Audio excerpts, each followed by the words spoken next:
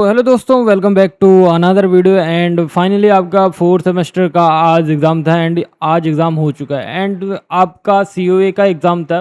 तो first of all मैं बता दूं कि अगर आपने चैनल को सब्सक्राइब नहीं किया तो चैनल को सब्सक्राइब कर देना एंड वीडियो को लाइक नहीं किया तो प्लीज़ वीडियो को लाइक कर देना, क्योंकि आपका जो नेक्स्ट एग्ज़ाम है वो आपका अलग अलग ब्रांचों का अलग होने वाला है। सीएस का ऑपरेटिंग सिस्टम, सीडी का ऑपरेटिंग सिस्टम एंड एएल का होने वाला मशीन लर्निंग का एंड आईएसआईओ का होने वाला है कंप्यूटर नेटवर्क का।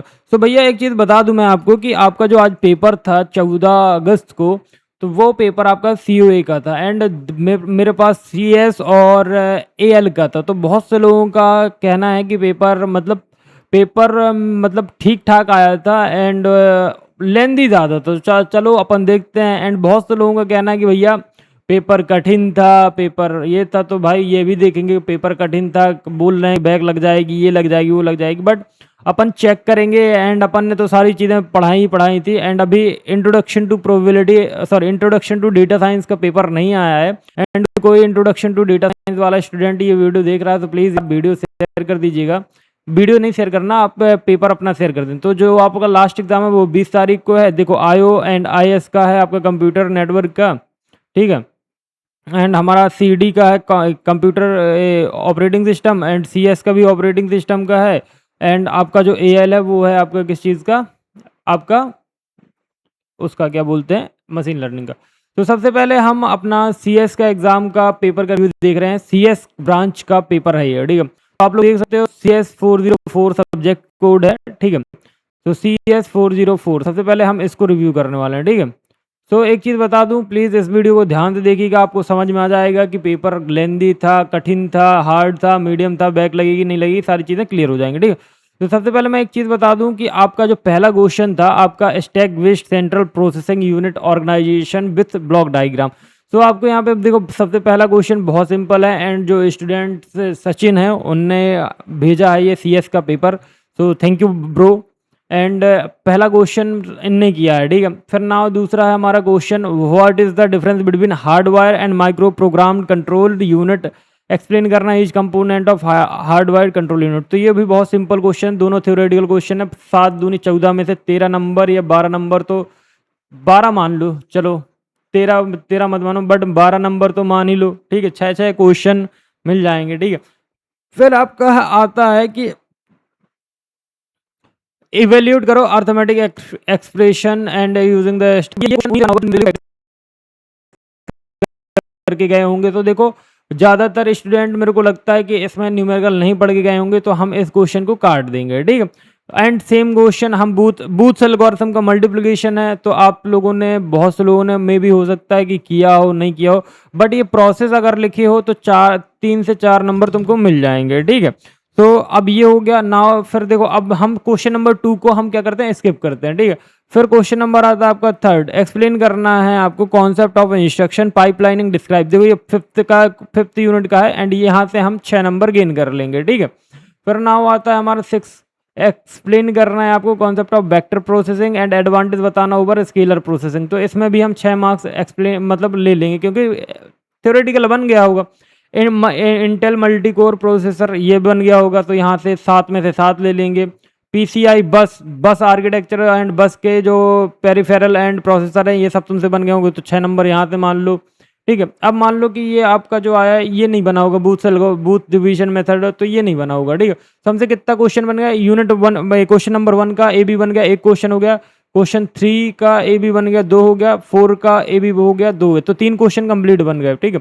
फिर हमसे 7th में क्या, कैचे मैपिंग। तो अगर आप 5 का 1 नहीं किया तो ये तो बन ही गया होगा, अगर जो किया होगा तो 7 मार्क्स यहाँ से। फिर आता है 6 नंबर। तो देखो सिस्क बस, तो सिस्क आपको एक्सप्लेन करना है architecture and working of six बस, तो ये बन गया होगा, ठीक है।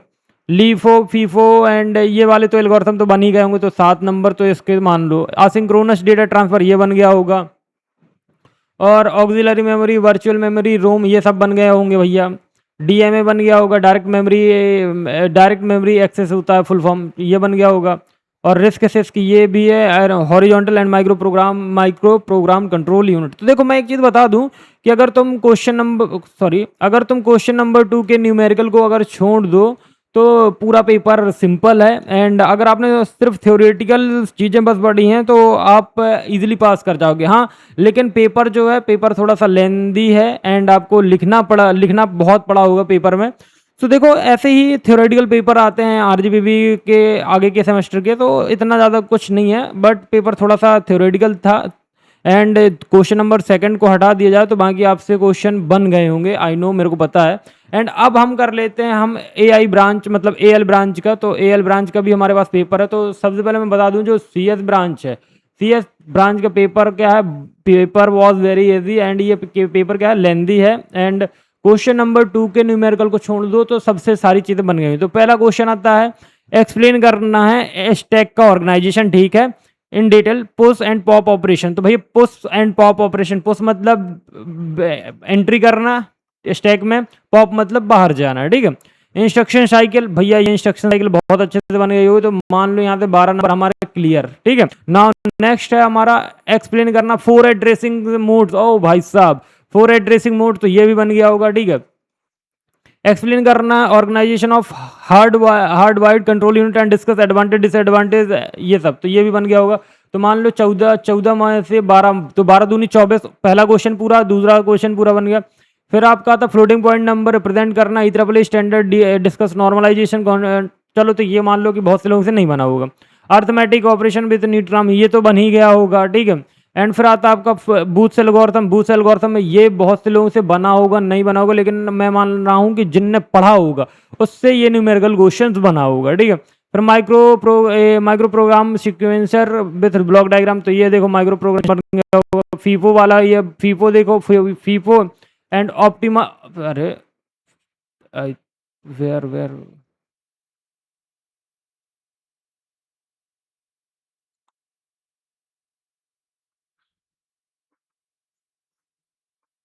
अरे 7 8, हाँ तो ये रहा।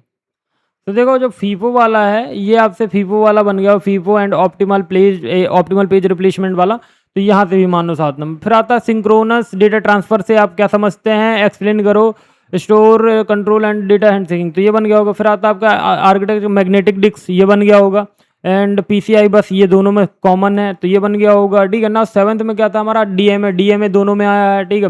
फिर उसके बाद आपका वर्चुअल मेमोरी तो जानते ही हो आप क्या होता है, inter processor abbreviation discuss the multivariate, तो ये भी बन गया होगा। सिस्क आर्किटेक्चर बन गया होगा। तो भैया देखो दोनों ब्रांच मतलब सीएस देख लो या एएल देख लो, दोनों ब्रांच का जो सी मतलब आपका सीओए का एग्जाम है वो पेपर थोड़ा सा लेंदी है। एंड जो सीएस का एग्जाम है उसमें तो एक कंप्लीट न्यूमेरिकल आया है 2 का ए एंड बी, बट आपका जो एएल का ब्रांच का जो है उसमें तो simple FIFO and optimal page replacement को आप पूछा गया है। बाकी पेपर आपका बहुत सिंपल रहा है दोनों ब्रांच का। एंड कोई भी बैक वैक लगने के चांसेस नहीं है। तो सबसे बड़ी बात यह है कि पेपर आपका कैसा गया है, एंड आई होप आप लोगों का पेपर बहुत बढ़िया गया होगा। सो मिलते हैं एक नेक्स्ट वीडियो में। एंड अब आप लोग मेरे को कमेंट सेक्शन पे बता दीजिएगा कि अब आपको किस सब्जेक्ट की नीड है, तो हम उसी सब्जेक्ट का 1 shot video and important question provide कर देंगे। So thank you for watching. And अब लास्ट एग्जाम है 20 अगस्त को। सो थैंक यू, मिलते हैं नेक्स्ट वीडियो में।